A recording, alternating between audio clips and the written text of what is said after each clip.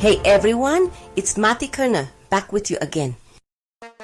Today, we'll delve into the fascinating world of prophecies. Darkness envelops the night. Shadows dance in my study. I prepare to tell you a story. The story of a man shrouded in mystery. A man known as Nostradamus. Join me, seekers of the unknown. Travel with me to the heart of the 16th century. We will delve into the life and prophecies of Michel de Notre Dame. Get ready. This is a journey into the esoteric. History and mystery will intertwine. Enter the dimly lit world of Renaissance France. Imagine a man absorbed in his writings. He writes with fervor, enigmatic verses and symbols. His pen scratches the parchment, driven by an unseen force. He is Michel de Notre Dame, forever immortalized as Nostradamus. He is the seer, the prophet. His words echo through time, captivating and unsettling in equal measure. Born in an era of upheaval and change, Nostradamus walked a path filled with brilliance and tragedy. He was a physician, a scholar, an astrologer, and above all, a visionary. His life was a tapestry woven with threads of ancient and forbidden knowledge. He sought answers in the stars, in ancient texts, and in the depths of his being. His world was a hotbed of plagues and political intrigue. Yet, amidst the chaos, he dared to look beyond the veil of the present. He sought to unravel the threads of destiny, to glimpse the tapestry of time yet to be woven. He narrated his visions in enigmatic verses, leaving a legacy that continues to fascinate and confuse.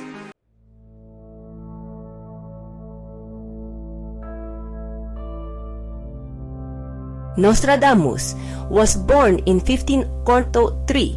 His birthplace was Saint-Rémy-de-Provence, a small village in the south of France. He entered a world about to change. The Renaissance was dawning. It was a time of intellectual awakening. It was a time of rediscovering classical knowledge. His family, though outwardly Catholic, held on to their Jewish heritage. They possessed ancient knowledge. This knowledge was passed down through generations. Nostradamus' grandparents were key in his early education. They recognized his great intelligence. They nurtured his thirst for knowledge. His paternal grandfather, Abraham Salomon, was a doctor and scholar of Kabbalah. He instilled in young Michel a fascination with mysticism and the healing arts. His maternal grandfather, Jean de Saint-Remy, a doctor and scholar of celestial sciences, introduced him to the world of astrology and astronomy. Surrounded by ancient texts, Nostradamus delved into the mysteries of the universe. He studied Kabbalah, a Jewish mystical tradition that explores the hidden meanings of scriptures. He immersed himself in astrology, seeking to understand the influence of celestial bodies on human affairs. He explored the world of herbalism, learning the healing properties of plants. His early education laid the foundation for his later work. He embraced a holistic view of the world. He saw connections between the microcosm and the macrocosm. He believed the stars held clues to the destiny of individuals and nations.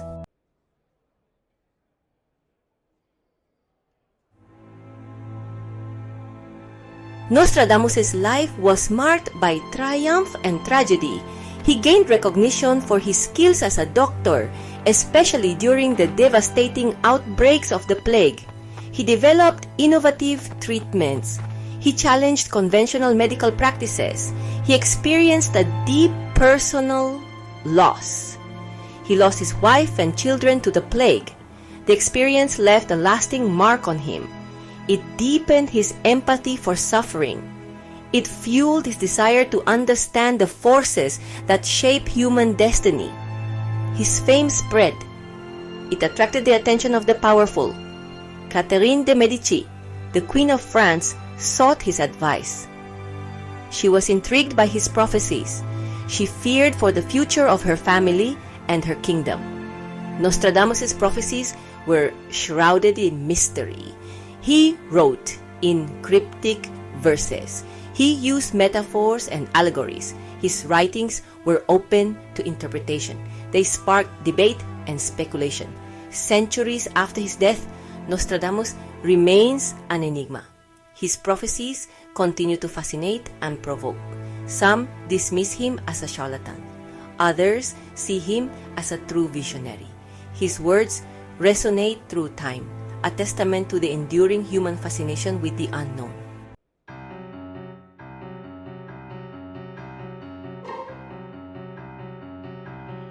At the age of 14, Michel's thirst for knowledge led him to the bustling city of Avignon. It was the year 1519, and Avignon was a center of learning, home to a prestigious university that attracted scholars from all over Europe.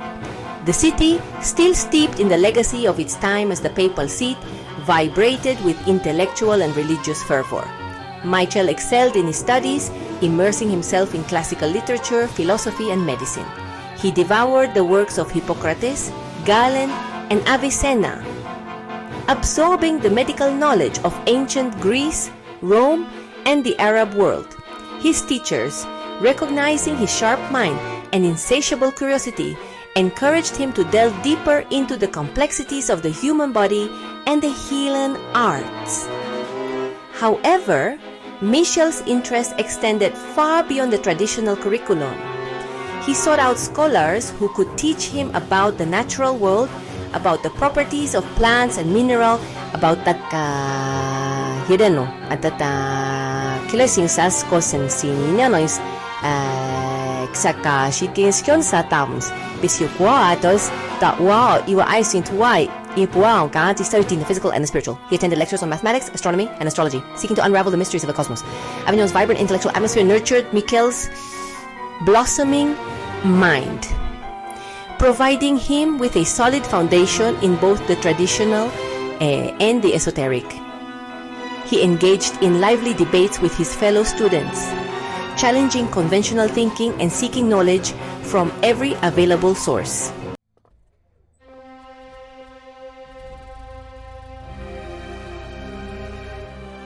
In 1524, tragedy struck. The Black Death, a devastating plague that swept across Europe in cycles for centuries, descended upon Avignon.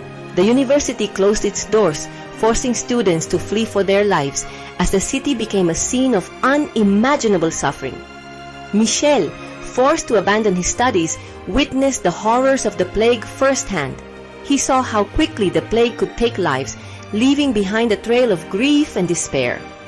The experience left an unforgettable mark on his soul, shaping his worldview and fueling his desire to understand the forces that govern life and death.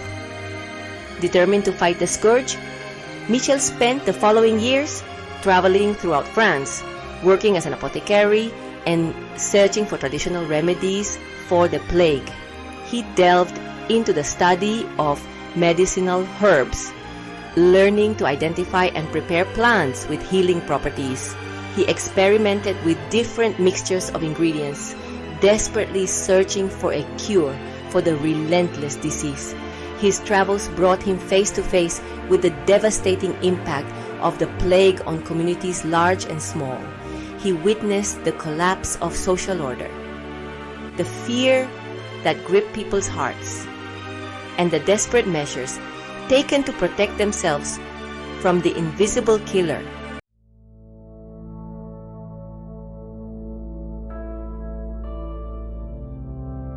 The loss of his wife and children to the plague in 1534 plunged Michel into a period of deep grief and introspection. Haunted by the death of his loved ones, he embarked on a pilgrimage seeking solace in knowledge and a deeper understanding of the mysteries of life and death. For almost a decade, Michel traveled throughout Europe, immersing himself in different cultures and seeking out people known for their wisdom and knowledge. He visited universities, monasteries, and libraries, studying ancient texts and speaking with scholars, healers, and mystics. Legend has it that he traveled as far as Egypt and the Holy Land, drawn by the ancient civilizations and their esoteric traditions. It is said that he spent time with Kabbalistic scholars in Jerusalem, learning about Jewish mysticism. Throughout his travels, Michel continued to hone his skills as a physician, learning new healing techniques and experimenting with different types of medicine. He also devoted much time to the study of astrology, alchemy, and other esoteric traditions, searching for the secrets of the universe and humanity.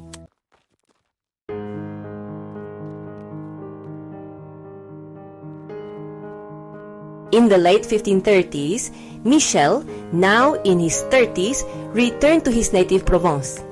He settled in the town of Salon de Provence, where he opened a medical practice and married Anne Ponsardet, a widow with 2 children. The couple would have 6 children together, and Michel seemed to find stability and purpose in family life. Despite his growing family and his responsibilities as a doctor, Michel never abandoned his pursuit of knowledge or his fascination with the esoteric. He continued studying astrology, alchemy, and other occult traditions, and began to develop a reputation as a man with unusual intuition and prophetic abilities. He began publishing almanacs, yearly publications that combined astrological predictions with practical advice on agriculture, health, and other matters of daily life. His almanacs, written in a clear and engaging style, were immensely popular, establishing his reputation as a wise and learned man. Gap. Twos. As Michel's fame grew, so did his interest in predicting the future. He immersed himself in the study of ancient prophecies, studying the works of prophets and seers from different cultures and eras. He sought to understand the methods they used to access hidden knowledge and the language they used to convey their visions.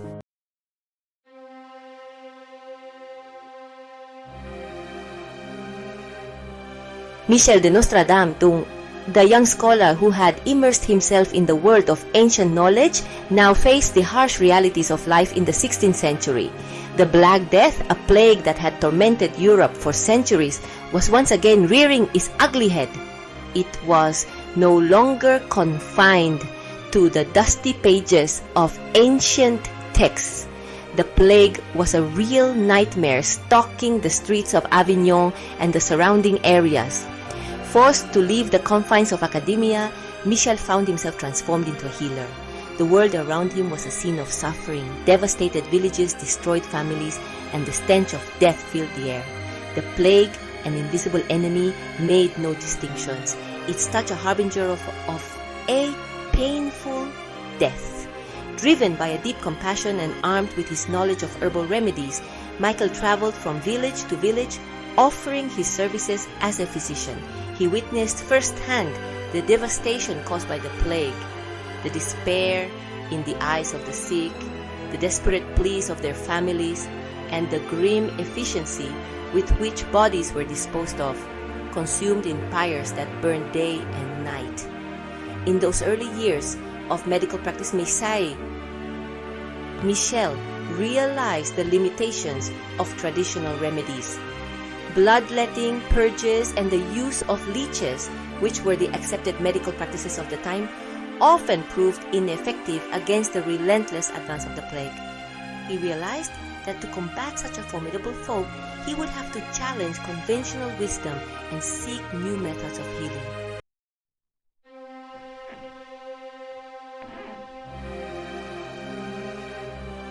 Despite Michel's best efforts, the plague continued its deadly march across Europe. Waves of infection swept through cities and towns, leaving a trail of death and despair. The medical community, ill-equipped to fight the invisible enemy, struggled to keep pace with the disease's relentless advance. Michel witnessed firsthand the social and psychological damage the plague inflicted. Fear and suspicion poisoned relationships as people turned on each other, desperate to avoid the dreaded disease. Rumors and superstitions flourished, fueling an atmosphere of paranoia and distrust. The plague also exposed the deep inequalities of 16th century society. The poor, living in crowded and unsanitary conditions, were particularly vulnerable to the disease. The wealthy, with their access to better nutrition, cleaner environments, and some degree of isolation, fared somewhat better, but not even they were immune to the plague's indiscriminate touch. As the death toll mounted, traditional social structures began to crumble. Churches, once places of solace and refuge, were overwhelmed by the sick and dying. Hospitals, ill-equipped to handle the sheer number of patients, overflowed with the afflicted, whose cries of pain echoed through the night.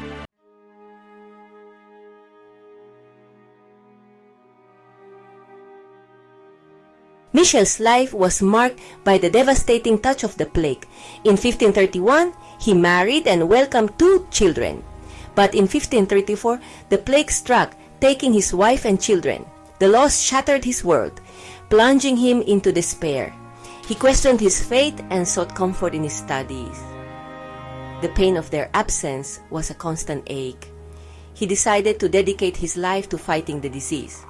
The loss intensified his empathy for the suffering of others. He had witnessed the impact of the plague on countless families. Now, the pain was deeply personal. He found refuge in the pursuit of knowledge. His profound loss fueled his sense of purpose.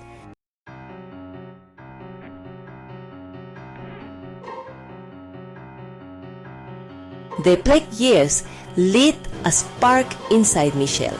As he cared for the sick, he experienced flashes of insight. The lines between the physical and spiritual became blurred. He was drawn to ancient texts on astrology and alchemy. He studied the stars, convinced they held clues to destiny. His dreams became vivid, full of strange symbols. He experienced moments of premonition. He documented these visions in journals. The seeds of prophecy were born from his pain. The plague opened his mind to a realm beyond the ordinary. He was becoming Nostradamus, the seer. His prophetic journey had begun.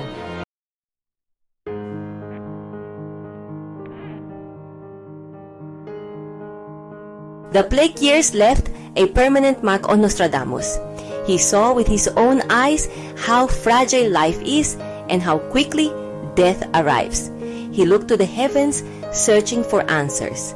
He believed the stars held the keys to the patterns of history.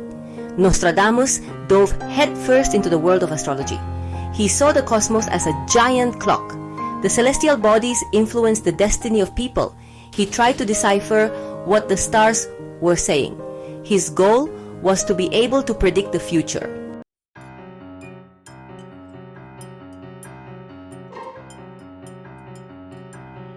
Nostradamus' search extended to alchemy.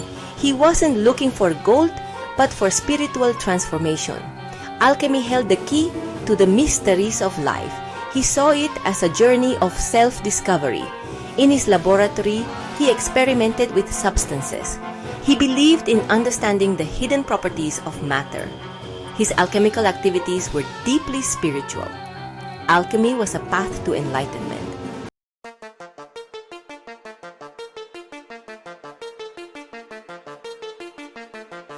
Nostradamus was experiencing unusual phenomena. His dreams were vivid, full of symbols and messages. He reported visions and a heightened awareness. He experimented with techniques to induce altered states. He practiced divination and used herbal preparations. He documented his experiences in frantic journals. His contemporaries whispered about his abilities. Some dismissed him, others looked at him with awe. He continued exploring the unknown territories of the mind.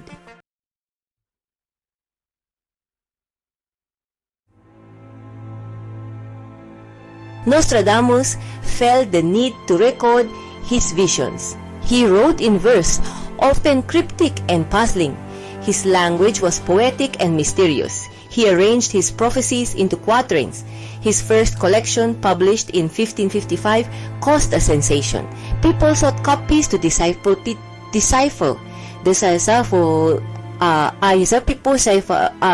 his verses.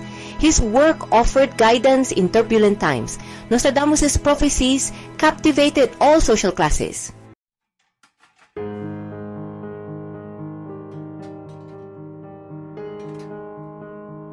Nostradamus' medical training influenced his prophecies. He saw history as cyclical, with repeating patterns. Human nature was imperfect, driven by ambition and greed. The plague was a metaphor for destructive forces. His prophecies reflected concerns about the future of humanity. He warned about wars, disasters, and conflicts. He wrote about tyrants, plagues, and natural disasters. He offered hope, suggesting that people's decisions could change destiny. His prophecies captivated readers for centuries. Nostradamus' influence on Western culture is undeniable.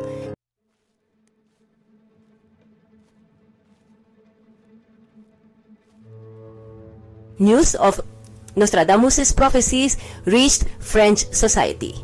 Catherine de' Medici, Queen of France, summoned him. The year was 1555, a turbulent time.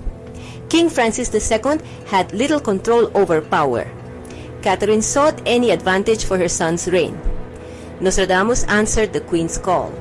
He knew that refusing could bring bad consequences. He arrived at the luxurious French court.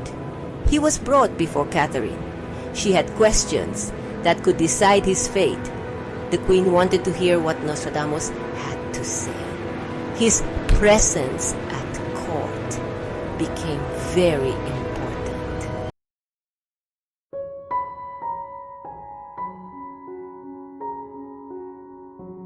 Catherine de' Medici saw Nostradamus' visions.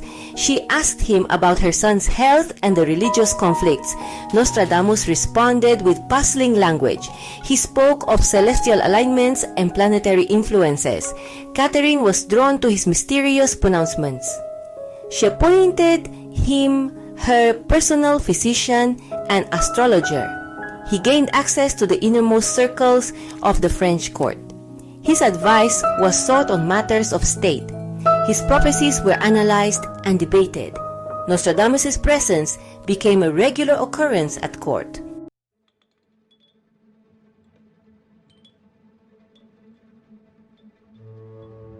In 1559, a tragic event shocked the French court.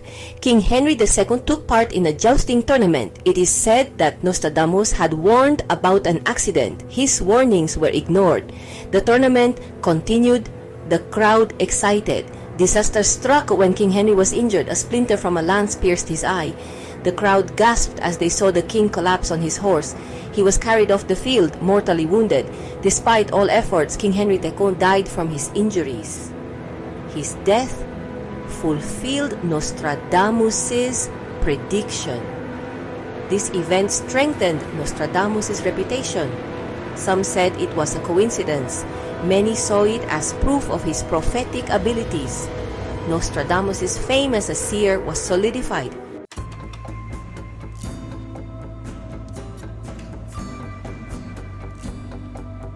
Catherine de' Medici trusted Nostradamus' advice. He was a controversial figure. His prophecies were open to many interpretations. His critics called him a fraud. His supporters saw him as a visionary.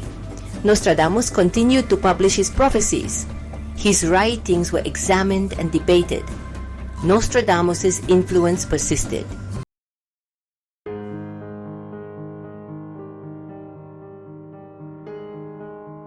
Nostradamus' relationship with the French court left a legacy. His association with Catherine de' Medici ensured the spread of his prophecies. His writings have fascinated and unsettled readers for centuries. His prophecies were translated, and there was much speculation about them. Some dismissed them as mere ramblings. Others saw in them a genuine ability to predict the future. Nostradamus' impact on Western culture is undeniable. His name became synonymous with prophecy. His writings continue to captivate our imagination.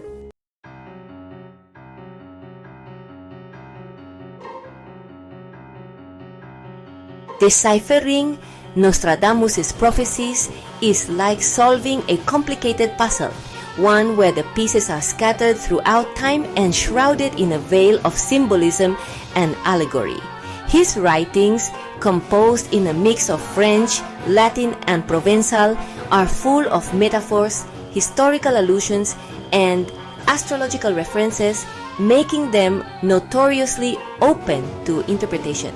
Nostradamus himself acknowledged the deliberate obscurity of his prophecies, stating that he had hidden their meanings to avoid persecution and to ensure that his predictions were only understood by those with the wisdom and insight to decipher them. He believed that the future was not fixed but fluid, influenced by human choices and actions, and feared that revealing his visions too clearly might inadvertently alter the course of events. Adding to the challenge of interpretation is the fact that Nostradamus' prophecies are not presented in chronological order. His centuries, each containing 100 quatrains jump back and forth in time, interweaving events from different eras into a complex and often baffling tapestry. Scholars and enthusiasts have spent centuries studying his writings, attempting to decode his cryptic verses and connect them to historical events. Some have approached his prophecies with a literal eye, looking for direct correlations between his words and specific happenings. Others have interpreted his writings more symbolically, viewing them as allegorical representations of broader historical trends and cycles.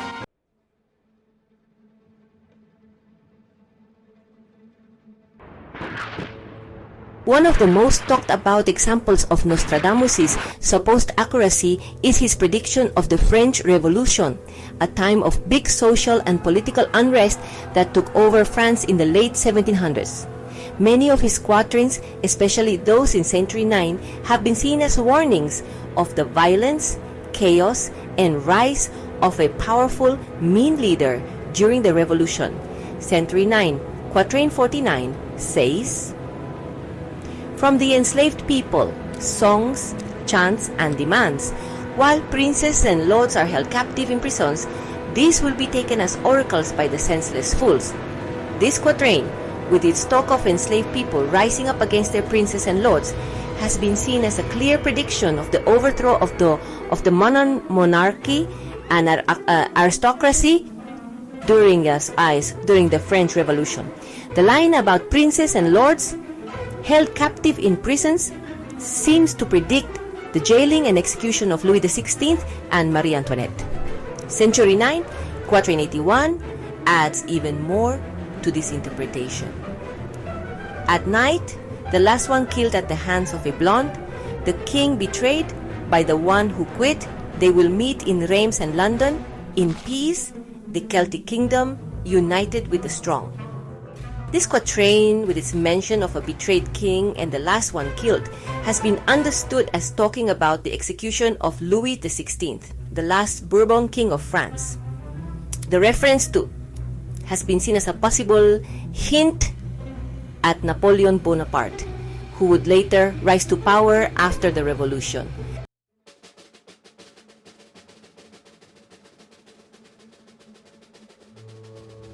Section 3. The rise of Hitler, the shadow of the Antichrist. The rise of Adolf Hitler and the horrors of Nazi Germany in the 20th century have also been linked to the prophecies of Nostradamus. Some interpreters see in his writings chilling omens of the Nazi dictator's reign of terror. Century 2, Quatrain 24 is often cited in this context. Ravenous beasts will cross the rivers. Most of the battlefield will be against Hister. In an iron cage, the Great One will be led when the German child observes no law. The reference to Hister, a name strikingly similar to Hitler, has led many to believe that Nostradamus was specifically predicting the rise of the Nazi dictator. The quatrain's mention of ravenous beasts and most of the battlefield could be interpreted as allusions to the brutality of the Nazi regime and the devastation of World War II. Century 8, Quatrain 77 adds another layer to this interpretation. The Antichrist very soon annihilates the 27 years his war will last. The unbelievers, dead, captive, exiled. Blood, human bodies, water, and red hail cover the earth. The mention of the Antichrist and his 27-year war has been seen as a reference to Hitler and the duration of the Nazi regime from 1933 to 1945, a period encompassing both World War II and the preceding years of Nazi consolidation of power. The Quatrain's description of unbelievers dead, captive, exiled, chillingly echoes the Holocaust, the systematic genocide of Jews and other minorities carried out by the Nazi regime.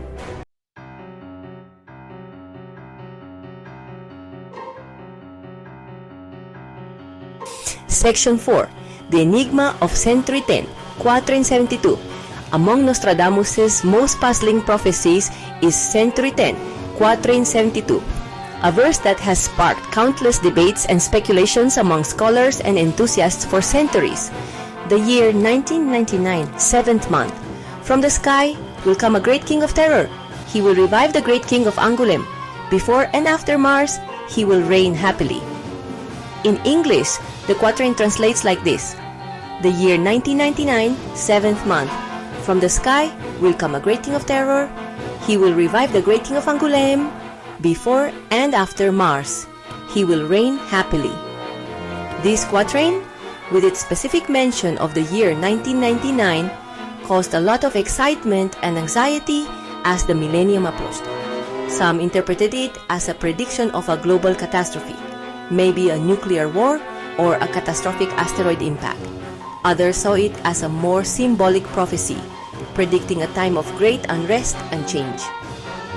Perhaps the beginning of a new era. The great king of terror has been interpreted in many ways, such as a powerful political leader, a religious figure, or even an extraterrestrial being. The reference to the great king of Angoulême has fueled speculation about a resurgence of Chinese or Russian power, or perhaps the emergence of a new global superpower.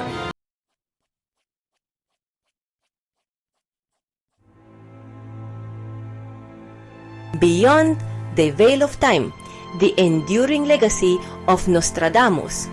Whether seen as the inspired visions of a true prophet or the ambiguous musings of a clever writer, Nostradamus' prophecies have captivated the imagination of readers for centuries. His writings, shrouded in symbolism and allegory, have proven remarkably adaptable. His cryptic verses reinterpreted and reapplied to fit the events of each succeeding era. His prophecies offer a glimpse into humanity's fascination with the unknown, the desire to pierce the veil of time and glimpse what the future holds.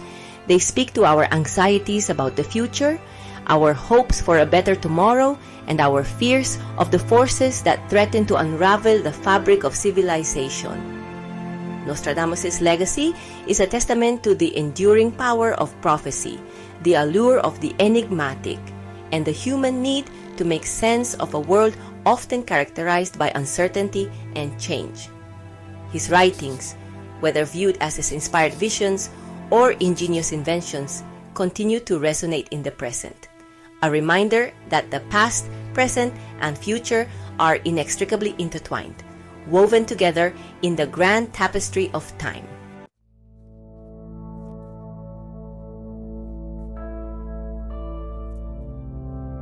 Nostradamus! In the rearview mirror, here we are, almost in the middle of the 21st century, centuries after Nostradamus' tumultuous world. It's easy to think his prophecies are just relics of another time, a product of an era where superstition and fear ruled over reason and science. But Nostradamus continues to intrigue. His name is synonymous with prophecy. His image, that of a wise bearded man gazing into a crystal ball, a cultural icon. Why, in an age of technological marvels and scientific advancements, does Nostradamus remain present in our collective imagination? Perhaps it's the eternal attraction of the unknown, the irresistible temptation to peek behind the veil of time and see what destiny holds. Or maybe it's the universality of his themes: war, peace, disasters, the rise and fall of empires. Concerns as relevant today as they were in the 16th century. His prophecies, shrouded in symbolism and allegory, are like chameleons. Their meanings shift and adapt to the anxieties and aspirations of each generation. They are like a Rorschach test onto which we project our own hopes, fears, and interpretations, finding in his cryptic verses echoes of our time and glimpses of the paths that lie ahead.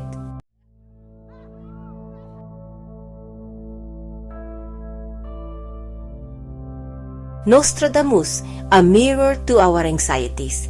Nostradamus' prophecies, while often interpreted as predictions of specific events, can also be seen as reflections of the anxieties and aspirations of the time in which they were written.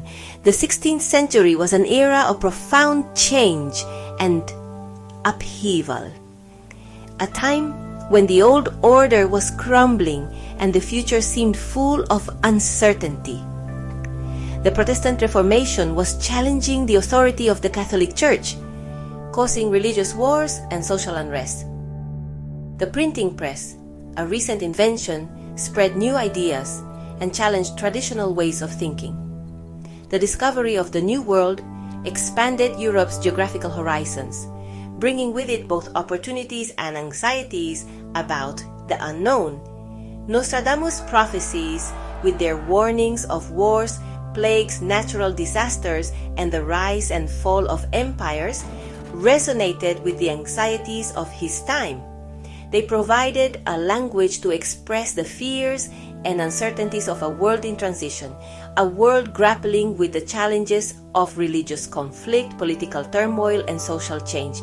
Centuries later, his prophecies continue to serve as mirrors to our own anxieties. We, too, live in an era of rapid change and uncertainty, facing challenges that seem to defy easy solutions. Climate change, global pandemics, economic inequality, and the rise of new technologies with the potential to reshape the very fabric of society. Nostradamus' prophecies, though often open to interpretation and prone to misinterpretations, remind us that the human condition, despite all of its advancements, remains remarkably constant. We are still driven by the same hopes, fears, and aspirations as our ancestors, still grappling with the fundamental questions of existence, still searching for meaning and purpose in a world often characterized by chaos and uncertainty.